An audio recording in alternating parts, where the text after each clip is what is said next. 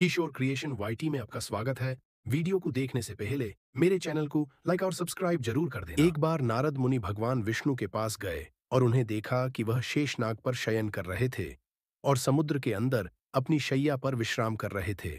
नारद मुनि को यह दृश्य देखकर बड़ा आश्चर्य हुआ और वे भगवान विष्णु से पूछने लगे, प्रभु, आप समस्त ब्रह्मांड के पालनकर्ता हैं, फिर भी आप शयन की अवस्था में क्यों हैं? क्या आप अपनी शक्तियों का उपयोग नहीं कर रहे हैं? भगवान विष्णु मुस्कुराए और बोले, नारद, यह शांति और संतुलन बनाए रखने का एक तरीका है। जब तक मैं शयन की अवस्था में रहता हूं, ब्रह्मांड में कोई हलचल नहीं होती। जैसे ही मैं जागता हूं, संसार में क्रियाएं होती हैं, उत्पत्ति होती है और फिर से मैं उसे संरक्षित करता हूं। नारद मुनि को समझ में नहीं आया और उन्होंने भगवान से यह पूछा, लेकिन प्रभु, आप तो अद्वितीय हैं, फिर आपको इस शांति की आवश्यकता क्यों है? भगवान विष्णु ने नारद मुनि को एक उदाहरण दिया। उन्होंने कहा, समझो कि जैसे एक बड़ा महासागर होता है जिसमें हर समय लहरें उठती रहती हैं।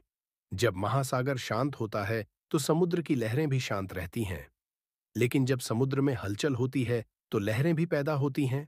ठीक वैसे ही मेरी शांति से ही पूरे ब्रह्मांड का संतुलन बना रहता है। नारद मुनि को भगवान के इस उत्तर से बहुत कुछ समझ में आया। उन्होंने भगवान विष्णु से विनम्रता से पूछा, प्रभु, अगर आप शांति में हैं तो हम दुनिया के कामकाज को कैसे चलाएं? भगवान विष्णु ने मुस्कुराते हुए कहा, तुम्हारा कार्य है संजीवनी शक्ति का प्रसार करना।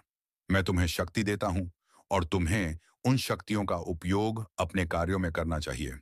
इस प्रकार भगवान विष्णु की शयन की अवस्था को समझकर नारद मुनि भी संतुष्ट हो गए और उन्होंने भगवान का आशीर्वाद लिया।